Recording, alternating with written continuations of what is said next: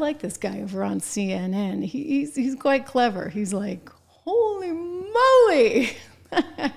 Again, holy Toledo. It's just like, Toledo. Oh my goodness gracious. These are the types of groups that you would never have thought that Donald Trump would have gained so much support among 8 years ago when he first won against Hillary Clinton.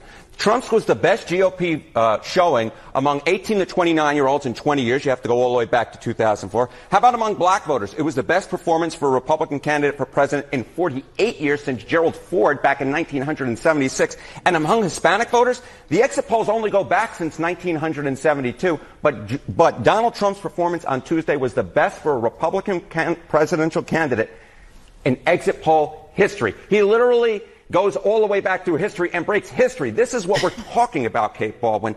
Groups that you never thought that Donald Trump would do well among, even for a Republican candidate, that is what he did. If the 2016 election was about Donald Trump breaking through with white working class voters, this election was about breaking through and going to that Democratic coalition and tearing it apart. I got to tell you how happy this makes me. You know, like, you guys know that. I've been really, really, really happy. Since we got this news, I couldn't believe it. I knew he was going to win. I thought he could win decently big. I didn't think it was going to be this big a sweep. And it was really a huge sweep. I mean, remember that. So he's been given a mandate, for sure a mandate. And it makes me happy because there's a lot that needs to change. And the whole idea that they could just keep piling on and telling us that only stupid people voted for Trump, or that you were a racist, a sexist, a homophobic person, etc., like that ultimately just didn't play. And it should never have played. I mean, the fact that they were so over the top in what they said and the fascism nonsense. I mean, we had to listen to The View every day. And when we weren't listening to The View spout this nonsense, you were hearing it on the evening news and you were hearing it on the morning cable shows. You know, Joe and Mika loved it so much that Mika even went over to The View to spout this fascist nonsense. Yes. And guys, here's the warning. You all have set it up. But let me take it a step further, please, if I may. Mm-hmm. This is called normalization. Yes. Mm-hmm. Yeah. This is the descent into fascism, if we so choose. Normalizing January 6th, it's a day of love. It's a day of love. I'll say it again and again and again.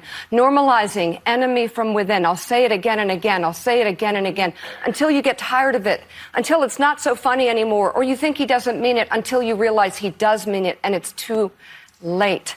The thing is that they were the ones that were always saying that. They were saying he was the enemy. They were saying he was the dictator from day one. It was all them.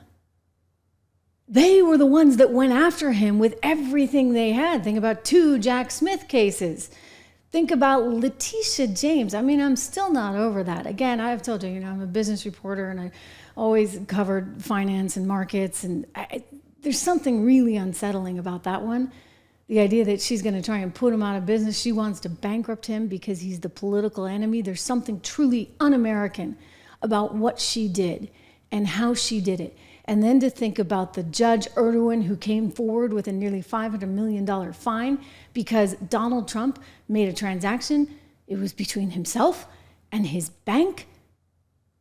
Something that, you know, we all do every day, right? You want to take out a home equity line of credit on your home and your bank has to approve that home equity line of credit and they do their own due diligence. They send an appraiser, et cetera. This is, you know, I'm talking about on a very sort of small level compared to what they were doing, but it's the thing is still the same, right? And when you have a crime, you kind of need a victim, but there was no victim. The bank said, hey, we're going to lend him the money. He said, great, here are the stats, do your due diligence. They said, we're all set. Everybody made money. They said they'd happily lend to him again.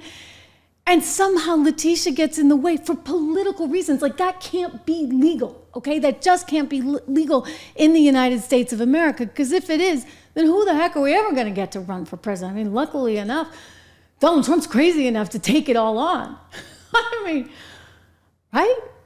And to have gotten shot at twice, to have nearly died, if it weren't for the sake of, I mean, you know, the sake of that split second when he just turned his head, I think this is another reason, you know, there's a much bigger power out there, a much bigger entity looking out for all of us.